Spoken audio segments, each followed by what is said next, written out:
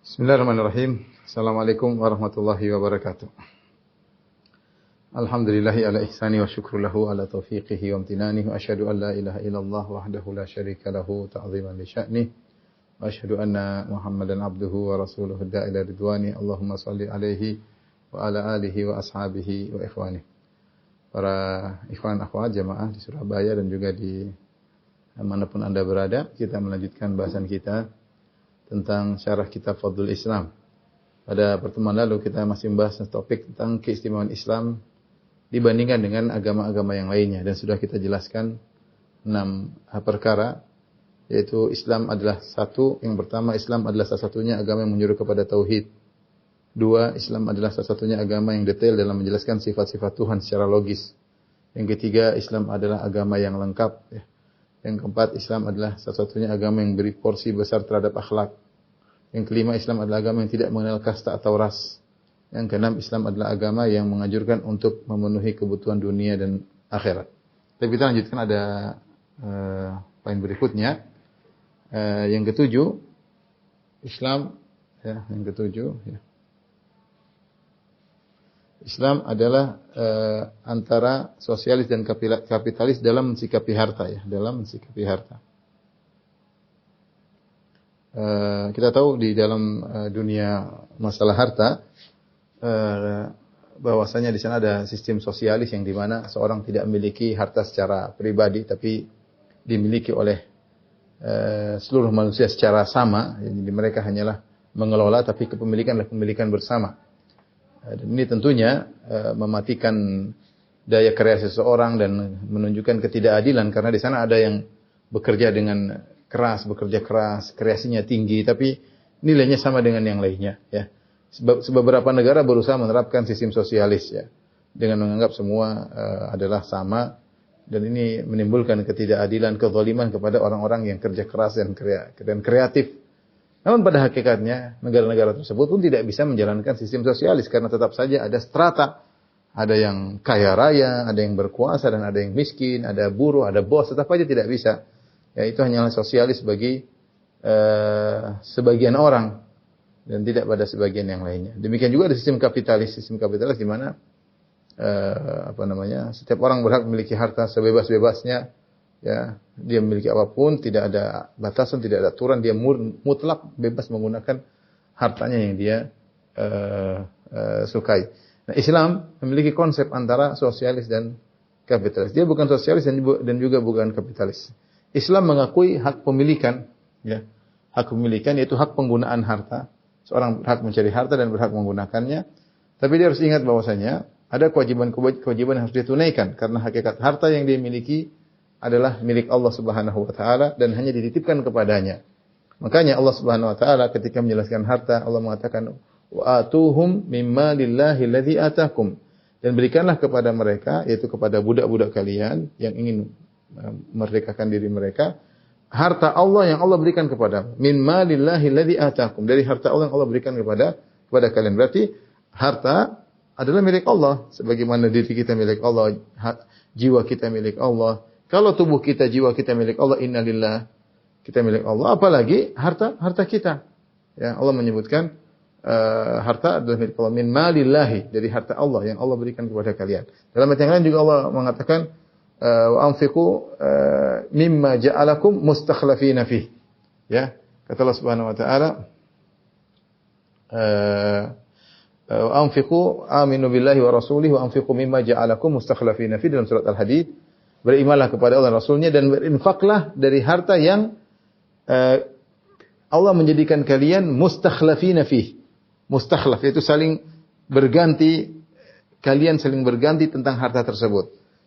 Karena harta tersebut memang tidak akan kita miliki selamanya. Harta seorang bisa jadi dia tadinya dia tidak punya, kemudian dia bekerja sehingga dia punya. Dari mana? Dari bos berikan kepada dia. Dia milik harta tersebut. Kemudian berpindah lagi. Kemudian harta yang dia miliki mungkin dia jualkan kepada orang lain. Berpindah kepada orang lain. Atau harta tersebut dia meninggal maka dia wariskan kepada orang lain. Tidak selama-lamanya pada dirinya. Mustakhlafin, berganti-ganti, silih berganti. Dari tidak memiliki berpindah kepada yang lainnya. Sampai pada waktunya harus berpindah kepada orang lain. Terkadang dia memiliki harta dicuri oleh orang, dirampas oleh orang dengan cara yang zalim. Demikianlah manusia tidak menguasai harta secara mutlak. Karena itu harta adalah milik Allah. Ya. Maka dia harus menggunakan sesuai dengan aturan pemilik yang sesungguhnya, karena hartanya adalah titipan dari Allah Subhanahu wa taala. Ya. Oleh karenanya Allah punya aturan tentang harta. Harta tersebut harus ada zakat, kewajiban zakat, ya, kewajiban zakat. Maka seorang meskipun dia memiliki harta, dia tidak semena-mena dalam memiliki harta, dia wajib untuk membayar zakat, dia wajib untuk membayar zakat. Setelah itu dia dianjurkan untuk banyak berinfak di jalan Allah Subhanahu wa taala. Jadi meskipun Islam mengakui sistem pemilikan, tapi dia tidak kapitalis sebagai kapitalis murni, tapi di sana ada pengelolaan harta sehingga ada kesejahteraan di mana si kaya diambil hartanya untuk diberikan kepada orang-orang miskin. Fa akhbirhum anna Allah aftarada alaihim sadaqatan tu'khadhu min aghniyaihim faturaddu ila fuqaraihim. Jika mereka telah beriman dan salat, maka kabarkanlah kepada mereka ya, bahwasanya wajib bagi mereka untuk membayar zakat yang diambil dari orang-orang kaya mereka dan dikembalikan kepada orang miskin mereka. Inilah sistem harta yang luar biasa yang diajarkan oleh Islam dengan detail ya. Demikian juga masalah warisan dijelaskan secara detail ya. Tapi kemudian tentunya Islam juga melarang penggunaan harta yang tidak benar, yang mubazir, berlebih-lebihan, israf. Seorang boleh dia punya harta banyak, tapi dia nggak boleh beli seenaknya. Haram dalam Islam dia beli harta yang tidak bermanfaat, dan mubadzirina kanu ikhwana syayatin. Sesungguhnya mubadzir itu teman-teman syaitan. Rasulullah mengatakan kul washrab wa tasaddaq bi ghairi makhyalatin wala israfin. Atau kama qala Nabi sallallahu alaihi wasallam. Kata Nabi sallallahu alaihi wasallam, silakan kau keluarkan hartamu tapi jangan sombong dan jangan berlebihan. Tidak boleh.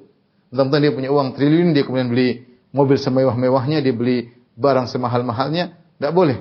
Karena setiap harta akan diminta pertanggungjawaban oleh Allah Subhanahu wa taala. Jadi inilah indahnya Islam, dia berhak memilih harta, memiliki harta dengan atas nama dia, bukan sistem sosialis, tapi dia punya aturan-aturan yang harus dia jalankan agar menjaga kesejahteraan sosial. Dia tetap orang kaya tapi orang miskin harus tetap dia perhatikan. Kemudian di antara keistimewaan Islam perhatikan hak wanita secara detail. Subhanallah, Islam perhatikan hak wanita secara detail. Dahulu sebelum datang Islam, wanita adalah suatu makhluk yang terhinakan ya.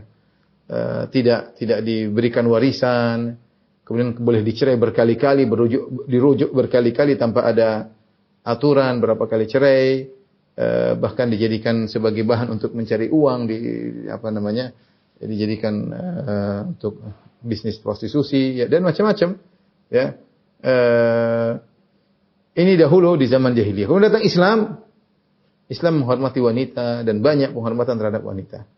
Wanita dapat warisan, wanita kemudian aturan cerai juga ada aturannya, dan banyak nanti akan kita sebutkan tentang pemuliaan wanita. Sebaliknya hingga sekarang negara-negara barat kita masih mendapati wanita seperti diagungkan namun pada hakikatnya dihinakan. Seperti propaganda bahwa si wanita harus sama dengan laki-laki, ya, disamakan dalam segala hal, ya, sampai kerja bersaing sama laki-laki, kemudian lebih parah dijadikan sebagai bahan jualan, ya, baik sebagian jualan, bisa disentuh oleh siapa saja, boleh dinikmati keindahan tubuhnya oleh siapa saja. Jadi wanita murahan di negara bebas sana, negara bebas menampakkan aurat mereka, bebas dicampakkan oleh para laki, ya. Seperti barang jualan yang bisa dijamah oleh siapa saja. Wanita seperti bis yang bisa dinaiki oleh siapa saja. Ya. Adapun Islam, ya, Islam merupakan agama yang detail dalam mengagungkan hak-hak wanita. Ya. Kita sering sampaikan bahwa Islam memandang wanita bukan merupakan kompetitor bagi lelaki, ya, bukan pesaing, tapi dia adalah partner bagi lelaki. Sehingga Islam tidak memandang persamaan laki-laki dan wanita dalam segala hal. Dalam masalah ibadah, iya, laki-laki dan wanita berhak untuk beribadah, laki-laki dan wanita berhak untuk masuk surga, laki-laki dan wanita berhak untuk mendapat kebahagiaan. Tapi tidak semua hal, karena laki dan wanita berbeda. Menyamakan dua hal yang berbeda adalah kezaliman. Menyamakan kedua hal yang berbeda adalah kezaliman. Makanya dalam Al-Quran banyak sekali Allah membedakan dua hal yang berbeda. Seperti Allah berfirman, "Qul hal yastawil a'ma wal basir, am hal tastawil dhulumat wan nur?" Apakah sama orang yang buta dari kebenaran sama dengan orang yang melihat kebenaran? Tentu tidak sama. Am hal tastawil dhulumat wan nur? Apakah sama kegelapan dengan cahaya? Tentu tidak sama. Dalam ayat yang lain kata Allah, "Afa naj'alul muslimina kal mujrimin, ma lakum kaifa tahkumun?" Apakah kami akan menjadikan orang-orang yang Islam sama seperti para pendosa, orang-orang kafir? Tentunya tidak sama. Allah berfirman, "Qul hal yastawil ladzina ya'lamuna wal ladzina la ya'lamun, innama yatadzakkarul albab." Katakanlah, apakah sama antara orang berilmu dan orang tidak berilmu? Tentu tidak disamakan. Dalam Al-Qur'an banyak sekali perkara yang Allah bedakan. Ya. Allah bedakan. Dan tentunya kalau memang hal tersebut berkonsekuensi untuk dibedakan, maka jangan disamakan. Orang cerdas sama orang rajin belajar sehingga cerdas kemudian nilainya tinggi dengan orang yang malas belajar sehingga nilainya rendah. Apakah mau disamakan sama-sama ranking 1? Tentunya tidak lah. Ini ranking 1, ini mungkin nggak naik kelas. Kalau disamakan tidak adil. Dia sudah belajar setengah mati ternyata nilainya sama. Ada yang bilang Pak dosen tidak adil. Pak dosen atau Pak guru tidak adil. Bagaimana saya dapat nilai minus sementara di ranking 1. Kan dia rajin belajar, tapi kan kita sama-sama murid, harusnya nilai yang sama. Ini nggak bisa ya. Apakah sama gaji direksi dengan gaji misalnya pegawai bawahan? Tentu tidak sama. Tidak boleh disamakan. Termasuk antara laki-laki dan wanita. Wanita laki-laki punya perbedaan banyak. Sisi fisik dari emosional banyak sekali. Dari kekuatan fisik ya. Wanita lebih mendahulukan emosional daripada nalarnya, laki-laki lebih mendahulukan nalar daripada emosionalnya. Dan wanita jangan dijadikan kompetitor bagi laki-laki ya. Kita di negara lain seperti itu. Wanita juga bekerja keras, wanita juga apa yang dilakukan laki-laki, wanita juga melakukannya. Ya Allah ya. Dan akhirnya wanita menjadi hina. Inginnya dipropagandakan bahwasanya bebas, merdeka, tapi justru terhinakan. Mudah disentuh, mudah dilihat, siapa saja bisa menikmati tubuhnya, siapa saja bisa menyentuhnya. Saya katakan tadi seperti bis yang bisa dinaiki oleh siapa saja ya. Tapi Islam tidak, Islam membedakan laki dan wanita. Wanita dengan kelembutannya dibutuhkan di rumah, mengurus anak-anak, kelembutannya disenangi oleh lelaki ya.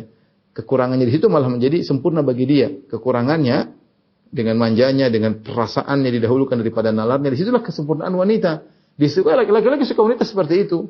Laki-laki suka wanita yang lembut, dan itu dibutuhkan untuk mengurus anak-anak, dibutuhkan untuk kesabaran mengayomi anak-anak. Tidak bisa dilakukan laki-laki, tidak bisa. Bisa ada seorang, saya pernah cerita di Idaatul Quran, ada seorang laki, dia ingin tahu bagaimana repot ibunya ketika dia masih kecil. Maka satu hari dia bilang sama istrinya, coba biar ini anak saya yang gendong. Kamu hari ini satu hari kamu istirahat, saya yang gendong anakku. Anak kita saya yang gendong. Maka dia rawat satu hari, dia ambil dia nggak mampu, berat. Karena laki-laki tidak punya kesabaran, dia fisiknya kuat tapi tidak mampu untuk ngurusi anak. Ibu yang mampu, ibunya yang mampu. Maka wanita dengan kelembutannya butuh perlindungan, diletakkan pada tempatnya, bukan diumbar kemudian jadi barang kenikmatan yang dinikmati oleh siapa saja. Ya. Miris kalau laki-laki kemudian tidak menghargai wanita, antrian laki-laki tembus wanita, tidak, pokoknya enggak enak melihat undangan seperti dalam Islam tidak, lihat wanita begitu diperhatikan, dimuliakan. Bagaimana lihat misalnya seorang ibu dalam Islam, bagaimana pahala besar bagi orang yang perhatian sama ibu. Sebagai istri, bagaimana Nabi mengatakan khairukum li ahlihi, sebaik-baiknya adalah yang terbaik bagi istrinya. Bagi anak-anak Rasulullah SAW mengatakan wabtuliya bi syai'in min haula'il banat, siapa yang diuji dengan anak-anak perempuan, dia bersabar merawatnya, maka kunnalahu sitran minan nar, anak-anak perempuan ini akan menjadi penghalang baginya di neraka, sehingga seorang bersemangat untuk mengurus anak-anak perempuannya ya.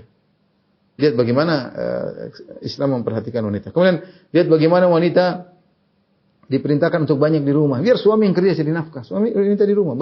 Banyak kemuliaan yang bisa dikerjakan di rumah. Lihat bagaimana wanita tidak boleh menikah kecuali dengan pakai walinya. Harus wali, kalau tidak wanita mudah digombali oleh lelaki. Banyak buaya-buaya darat, bukan cuma lintah darat, banyak buaya darat yang mudah menggoda, membohongi wanita dengan rayuan-rayuan, akhirnya dizinahi, diambil kehormatannya, kemudian setelah itu ditinggalkan, dicampakkan begitu saja. Maka butuh ada namanya wali. Lihat bagaimana Islam menganjurkan wanita untuk bersafar dengan mahramnya agar menjaganya ya, agar menjaganya sehingga dalam safar ada yang melayaninya, menjaganya ya. Ini semua dijelaskan dengan detail cuma dalam Islam ya. Cuma dalam Islam ya.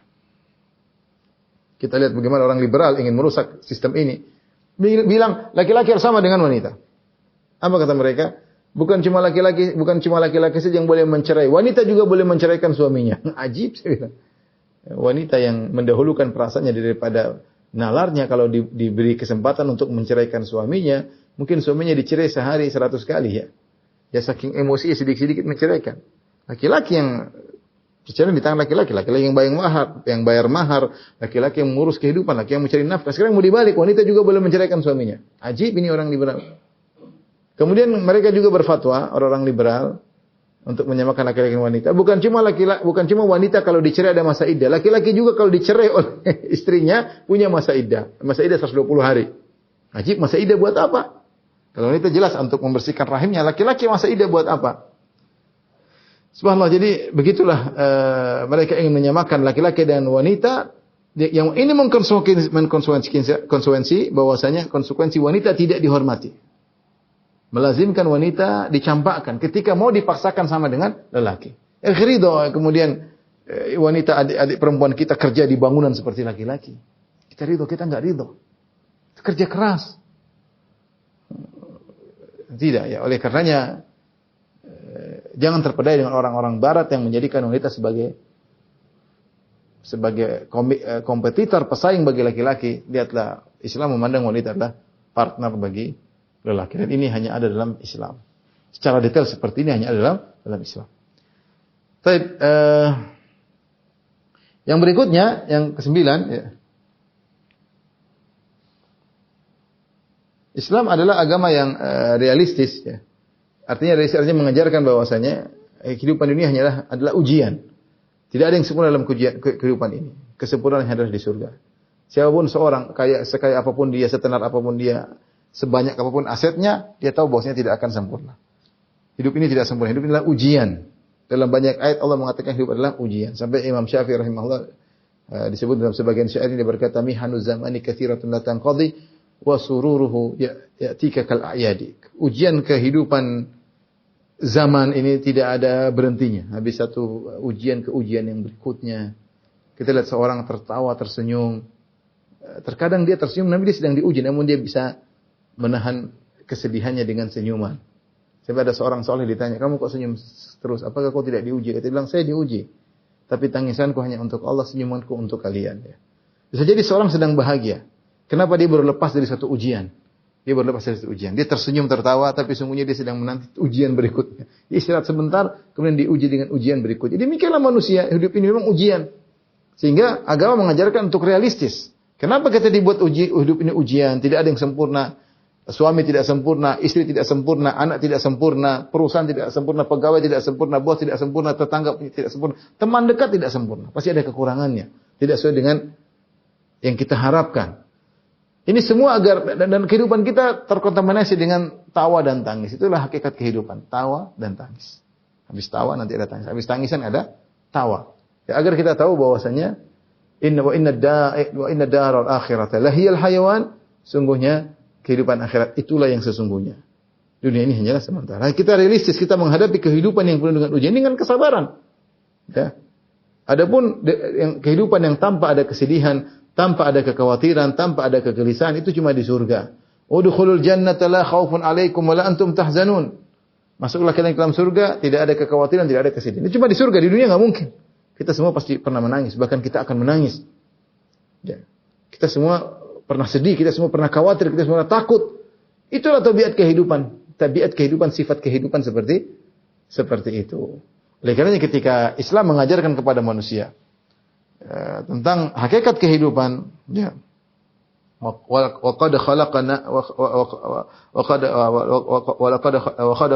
insana fi kabad. Laqad khalaqnal insana fi kabad. Sungguh kami telah ciptakan manusia dalam kepayahan. Allah jelaskan, laqad khalaqnal insana fi kabad.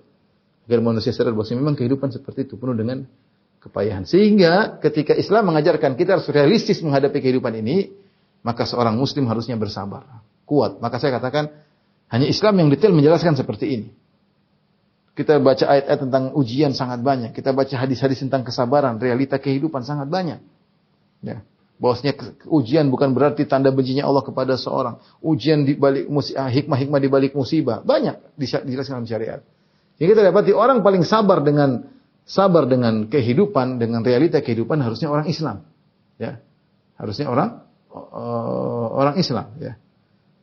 Tidak seperti orang-orang luar yang mungkin agamanya beda atau ateisnya banyak, maka mereka tidak kuat dengan sulitnya kehidupan dan banyak di antara mereka yang bunuh diri. Bahkan di antara mereka ada yang bunuh diri di puncak-puncak ketenarannya. Sebagian artis, sebagian penyanyi bunuh diri di puncak ketenarannya. Kenapa? Kelihatannya dia bahagia, tapi tidak bahagia dan tidak kuat menghadapi sedikit ujian. Tidak kuat bunuh diri. Dia menyangka bahwasanya kalau dia bunuh diri selesai penderitaannya, tidak, dia masuk pada penderitaan yang lebih besar, yaitu di neraka, di alam barzakh, di azab kubur. Makanya kita lihat di negara lain tingkat kematian sangat besar, ya. Maka saya pernah baca lebih kurang ada 800.000 orang yang bunuh diri setiap tahunnya. 800.000 banyak sekali. Ini yang berhasil bunuh diri. Yang gagal bunuh diri lebih banyak lagi, ya. Ada orang Islam juga yang bunuh diri, ada, tapi sedikit. Artinya mereka tidak belajar Islam dengan sesungguhnya. Kalau mereka belajar Islam dengan sesungguhnya, mereka tidak akan demikian. Karena Islam sudah menjelaskan dengan detail bahwasanya agama Islam adalah agama realistis menghadapi kehidupan dunia ini. Tapi di antara keistimewaan Islam,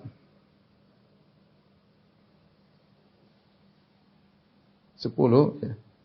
Islam mengajarkan konsep akhirat, ya. Konsep akhirat dengan konsep yang tepat. Islam mengajarkan konsep akhirat dengan konsep yang tepat, ya.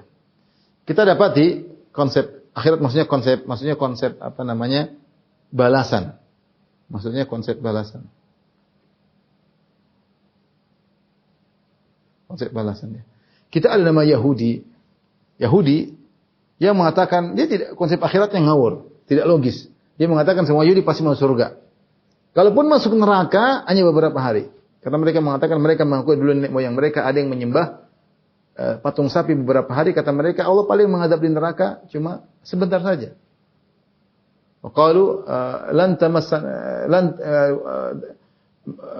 Mereka berkata lan tamassana an-naru illa ayyaman ma'dudat.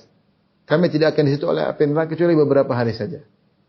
Apalagi kalaupun nakal, dan mereka asalnya meyakini mereka pasti masuk surga. Ya. Makanya Allah berfirman, "Qul ya ayyuhalladzina hadu in za'amtum annakum awliya'u lillahi min dunin nas wa tamannawul mauta in kuntum shadiqin."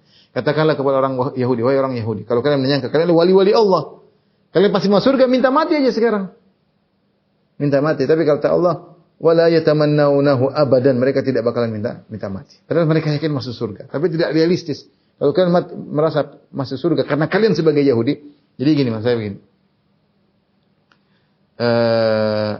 Yahudi, ya, konsep pembalasan.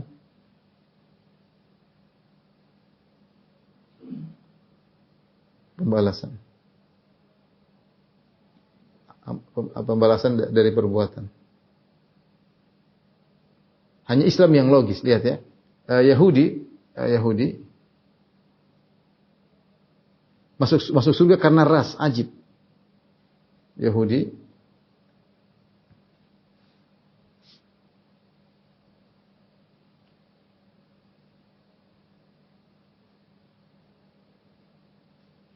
Yahudi itu masuk surga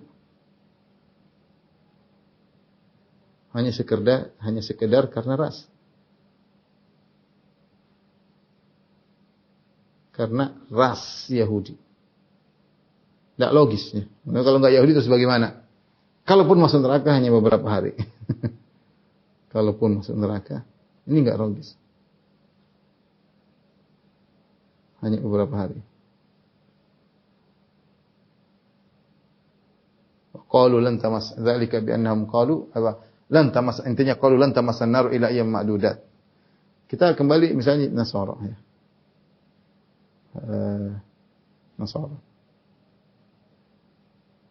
Nasara konsep masalah pembalasan tidak jelas. Pertama, ada dosa turunan.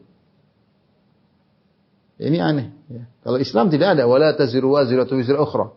Kalau Islam seorang tidak akan menanggung dosa orang lain. Mereka orang Nasara punya filosofi Nabi Adam alaihissalam ketika makan buah di surga, maka dia akan melakukan dosa. Dosa itu akan diwariskan kepada setiap keturunannya. Ada dosa turunan Adam alaihissalam kepada seluruh keturunannya. Baik, ini sudah tidak logis. Bagaimana yang lain ikut salah sementara yang bersalah adalah Adam. Yang kedua, yang bisa tebus hanya anak Tuhan, yaitu Isa. Anak Tuhan yaitu Yesus. Anak Tuhan itu Isa. Isa alaihissalam. Isa alaihissalam. Baik, kita tanya sama orang Nasara bahwasanya dosa itu ada dua. Kalau begitu klasifikasi dosa menurut Nasara, karena mereka pede, sebagian mereka, saya nggak bilang semua, tapi sebagian mereka sangat pede masuk surga. Mereka mengatakan Islam tidak menjamin, kami menjamin. Klasifikasi dosa menurut Nasara berarti kan ada dua, dosa turunan, dosa perbuatan sendiri. Nah, kita tanya kepada mereka, Nabi Isa alaihissalam ketika datang disalib, dia sedang menebus dosa yang mana? Dia sedang dosa turun yang disebut Nabi Isa menebus dosa yang mana? Dia kata juru selamat. Ditebus dosa yang mana? Kalau ditebus dosa turunan, saja. Dosa turunan tidak dibandingkan yang dosa perbuatan. Dosa perbuatan sendiri banyak. Ada orang berzina, merampok, ada orang Nasara, ada yang membunuh, ada yang ini macam-macam. Tapi kalau mereka bilang Nabi Isa menebus seluruh dosa, sehingga yang beriman kepada Nabi Isa pasti masuk surga, sangat tidak logis. Kalau yang dimaksud dosa yang mana? Perhatikan. Kalau hanya dosa turun, maka fungsi Nabi Isa itu kurang hebat. Maka fungsi tebusan kurang hebat. Fungsi menebus kurang manfaat. Kenapa kurang manfaat? Ya, karena dosa perbuatan sendiri jauh lebih besar daripada sekedar dosa memakan buah. Karena dosa turunan tidak sebanding dengan dosa-dosa sendiri. Percuma kalau hanya sekedar menebus dosa turunan. Sementara kita tahu dosa-dosa yang banyak, kecuali dianggap kecil, enggak, dosa-dosa banyak ya. Tapi kalau yang dimaksud adalah menebus seluruh dosa, kalau maksudnya menebus seluruh dosa, maka ya maksiat sebanyak-banyaknya enggak ada masalah. Ini tidak logis, maka ya kelazimannya maksiat sebanyak-banyaknya juga tidak masalah.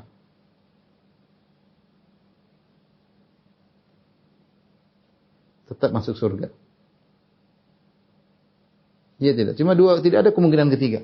Cuma dua kemungkinan. Kalau gitu menebus seluruh dosa, maksiat sebanyak tidak ada masalah. Itu sudah ditebus oleh Nabi Isa alaihissalam. Kalau hanya cuma menebus dosa turun, fungsi turun sampai berkorban anak Tuhan, sampai disalib, fungsinya kurang logis ya. Karena dosa perbuatan sendiri lebih banyak daripada dosa menebus dosa turunan. Baik. Yang ketiga, kalau kita bicara tentang misalnya Buddha dan Hindu, mereka mengenal namanya konsep pembalasan, konsep reinkarnasi. Reinkarnasi, yaitu kehidupan di alam kehidupan sekarang merupakan balasan bagi kehidupan sebelumnya.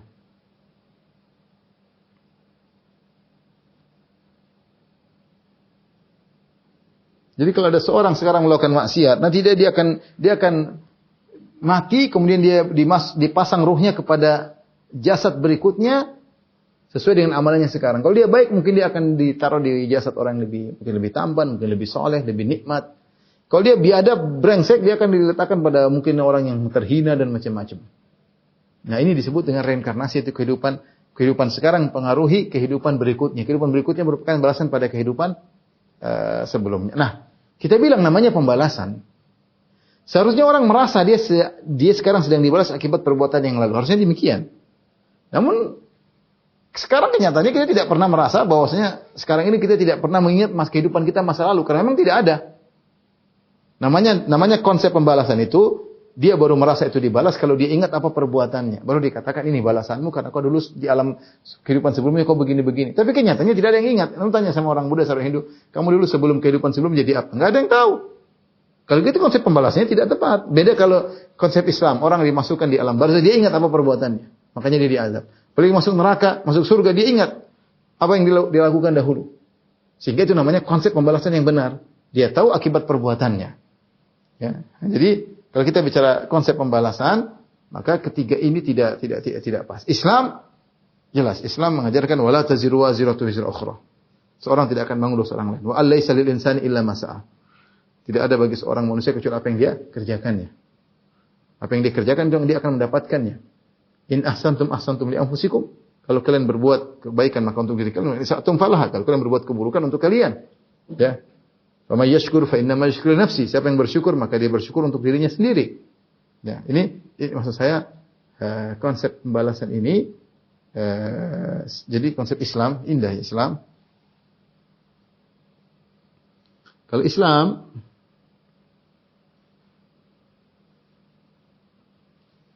pembalasan tergantung amal. Balasan bergantung pada amal sendiri.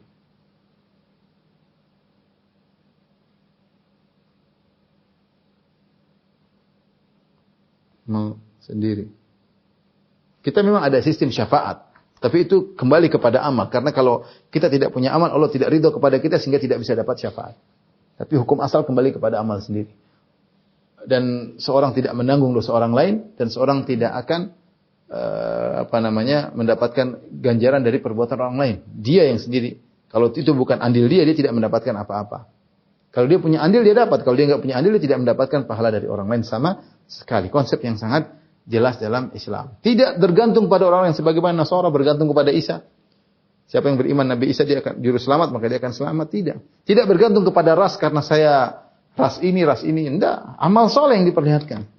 Amal soleh, ya. Menjadi amal sendiri yang jadi patokan. Makanya kalau ada ajaran dalam Islam yang mengesankan surga dapat kau miliki kalau kau belajar pada guru ini, kalau kau menjadi murid guru ini, kalau kau ikut tarekat khusus, kau akan surga terjamin. Kalau kau foto sama Syekh Fulan, surga terjamin. Kalau kau dekat-dekat sama ruh kuburan tertentu, kau akan terjamin. Ini semua tidak benar.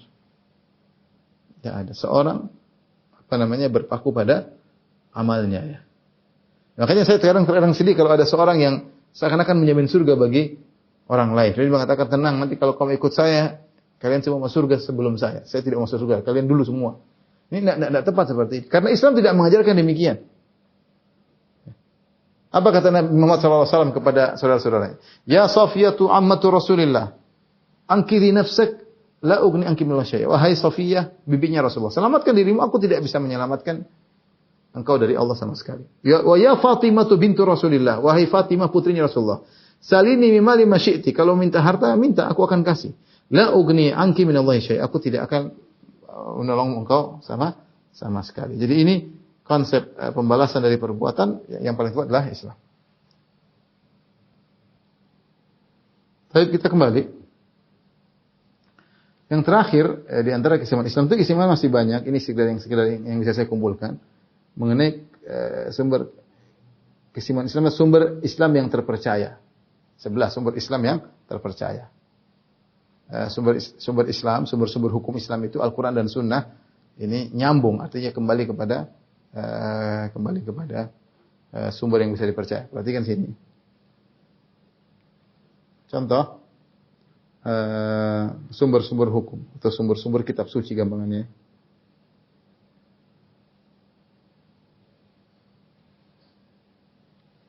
Nah, kita bicara misalnya Yahudi, Taurat. Yahudi. Catatannya Taurat pernah hilang, sanadnya tidak ada, sanadnya hingga ke Musa alaihissalam tidak ada. Tidak ada perawi, tidak ada yang sahih. Ya, semua diragukan. Artinya sebagian ulama mengatakan sanad Taurat kalau dalam ilmu hadis Islam ini sanadnya maudhu, ya, sanadnya tidak bisa dipercaya. Ya. Sanadnya dhaif atau ya bahkan sebagian mengatakan palsu karena enggak bisa dipercaya.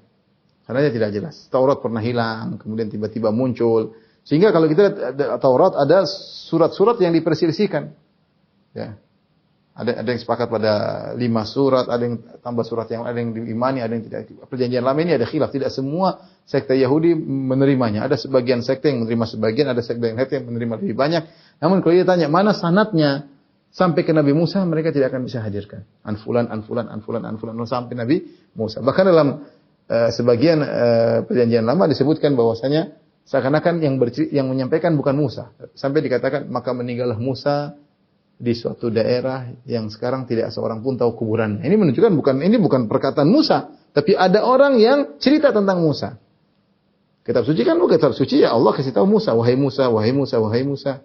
Atau Musa bercerita, kemudian aku bertemu dengan Allah atau bagaimana. Tapi kalau ada orang ketiga yang cerita, maka meninggallah Musa alaihissalam di suatu daerah yang tidak seorang pun tahu kuburannya di mana. Ya berarti ya repot. Ya, contoh Nasara ya. Injil ya. Sama tidak ada sanadnya. Khilaf yang kuat. Injil banyak ya. Injil itu banyak. Lebih banyak yang tidak diakui. Jadi mereka rapat orang gereja kemudian banyak Injil ini, Injil misalnya yang tidak diakui Injil Barnabas, banyak Injil sih banyak sih. Disebut istilah Injil yang tidak diakui. Lebih banyak yang tidak diakui. Kemudian Injil yang diakui oleh pihak gereja. Seperti Injil Lukas, kemudian Injil Matius, Injil Yohanes, Injil Markus. Injil-Injil pun perdebatan di antara mereka. Apakah Lukas, Yohanes, Matius, Markus ini adalah murid-murid Nabi Isa? Kalau mereka murid-murid Nabi Isa, atau ada orang-orang yang namanya mirip seperti murid-murid Nabi Isa, ya. Bahkan di antara mereka ada yang muridnya Paulus, ya. Jadi sanadnya tidak sampai kepada Nabi Isa. Mereka tidak bisa mendatangkan sanad, ya. Tidak ada sanad yang sahih dari Nabi Isa alaihissalam. Apalagi kalau kita bicara misalnya agama lain, ya, Hindu, Buddha, tentu apakah ini kitab suci Tuhan, ya tentu pembahasannya panjang lebar. Tapi kalau kita bilang Islam, Al-Quran, sumber kita Al-Quran dan As-Sunnah. Al-Quran sanadnya mutawatir.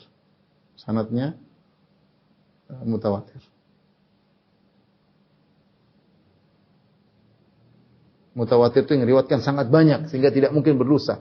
Banyak sekali yang meriwayatkan Al-Quran. Kita sekarang yang punya sanad saja banyak banget sampai sekarang. Adik-adik kelas kita banyak sekali teman-teman kita punya sanad Al-Quran. Sanadnya sangat banyak. Kembali kepada para sahabat yang banyak, kembali kepada Nabi sallallahu alaihi wasallam, kepada Jibril, kepada Allah Subhanahu wa taala. Kalau as-sunnah yaitu yang disandar kepada Nabi. As-sunnah maksudnya yang disandarkan kepada Nabi sallallahu alaihi wasallam. Maka ini diklasifikasi ada yang sahih, ada yang dhaif. Dhaif juga beda-beda, ada yang maudhu, palsu. Kemudian ada dhaif jiddan, sangat dhaif. Ada yang dhaif biasa. Dari mana ketahui ini? Karena dalam Islam, bagaimana diketahui ini semua sahih, dhaif? Ya, karena dalam Islam ada namanya ilmu sanad dan ilmu jarah wa ta'dil. Wa ta'dil. Jadi karena dalam Islam ada ilmu sanad. Kata salah seorang salaf Ibnu Sirin, al-isnadu minad din, sanad itu bagian daripada agama. Laulal isnad laqala man syaa ma syaa. Kalau bukan karena ada isnad, maka setiap orang bebas, siapapun bebas melakukan apa yang dilakukan. Nabi pernah bilang gini, Nabi pernah bilang gini. Harus ada sanadnya. Mana sanadnya sampai Nabi? Sammulana rijalakum. Sebutkanlah mana sanad kalian, rawi-rawinya mana. Sehingga setiap rawi pasti ada biografinya. Pasti ada biografinya. Kalau ada rawi hadis, perawi hadis tidak ada biografinya, maka hadis majhul, hadis dhaif. Hadis dhaif. Dalam ilmu Islam ada namanya ilmu sanad, ya, dua. Ilmu riwayat, ilmu dirayat, bahkan contohnya ilmu misalnya ilmu sanad saja, misalnya ilmu mustalah. Soal ini penting, apakah nyambung atau tidak sanadnya. Yang kedua namanya ilmu jarh wa ta'dil. Al-jarh wa ta'dil. Ini terkait biografi rawi. Kredibilitas rawi, bukan? Iya. Jarh wa ta'dil tentang kredibilitas para perawi. Dia bisa diterima hadisnya atau tidak, dia pendusta, pelupa dan yang lainnya. Ini tidak ada dalam Islam. Makanya kita bilang kalau sumber kitab suci atau sumber hukum-hukum Islam, maka terjamin karena Islam sumbernya Al-Quran dan Sunnah dan terpercaya, bisa dibuktikan keautentikannya. Beda dengan agama-agama yang lain. Baik. Tentu masih banyak kesempurnaan Islam. Ya.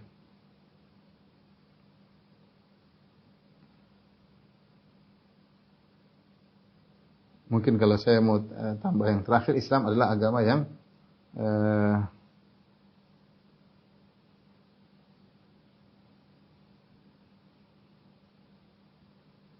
ya, ini 10, 11 artinya Islam, yang saya boleh tambah 12 ya. Islam adalah agama yang syariatnya bisa dipertahankan hingga sekarang. Bisa dipertahankan prakteknya.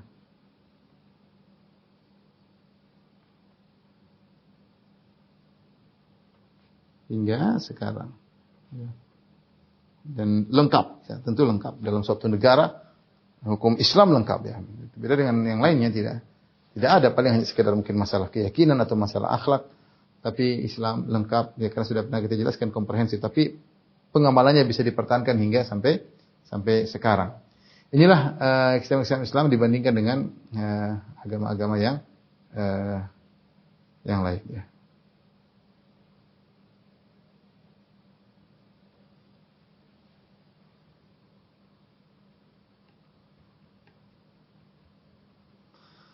Baik, ikhwan akhwat yang hati Allah Subhanahu wa taala. Kita masuk dalam kitab Fadlul Islam ya. Saya ingin bahas tentang ayat al-yawma akmaltu, tapi ini butuh waktu yang panjang. Saya pikir mungkin kita tunda di kesempatan yang lain ya. Syekh Abdul Wahab rahimahullah berkata bab Fadlul Islam, bab tentang keutamaan Islam. Kemudian beliau membawakan ayat wa qaulullahi ta'ala, dan Allah berfirman, al-yawma akmaltu lakum dinakum, pada hari ini aku sempurnakan bagi kalian agama kalian, wa atmamtu alaikum nikmati, dan aku sempurnakan bagi kalian nikmatku, wa raditu lakumul Islam madinah, dan aku ridha Islam sebagai agama bagi kalian. Kemudian beliau membawakan hadis Nabi sallallahu alaihi wasallam atau ayat yang lain di mana Allah Subhanahu wa taala berfirman, wa qaulullahu ta'ala, dan Allah berfirman, qul ya ayyuhan nasu in kuntum fi syakkin min dini, wahai manusia sekalian, jika kalian merasa ragu tentang agamaku, fala a'budul ladzina ta'buduna min dunillah, aku tidak akan menyembah apa yang kalian sembah selain Allah, walakin a'budullaha alladzi yatawaffakum, akan tapi aku menyembah Allah yang mematikan kalian. Ini butuh penjelasan yang panjang tentang kesempurnaan Islam. Insyaallah saya pikir waktu nanti terpotong karena butuh pembahasan yang panjang. Insyaallah kita tunda pada kajian berikutnya ya. Wallahu taala alam bisawab. Mungkin sampai di sini saja tentang keistimewaan Islam. Kita sudah jelaskan dalam 2 episode. Mungkin sampai di sini saja Akh Sultan apa yang saya sampaikan. Insyaallah kita lanjutkan di kesempatan yang lain. Kurang lebihnya saya mohon maaf kepada rekan-rekan di Surabaya dan juga kepada pemirsa di mana Anda berada. Insyaallah kita lanjutkan di kesempatan yang lain. Wabillahi taufiq wal hidayah. Assalamualaikum warahmatullahi wabarakatuh.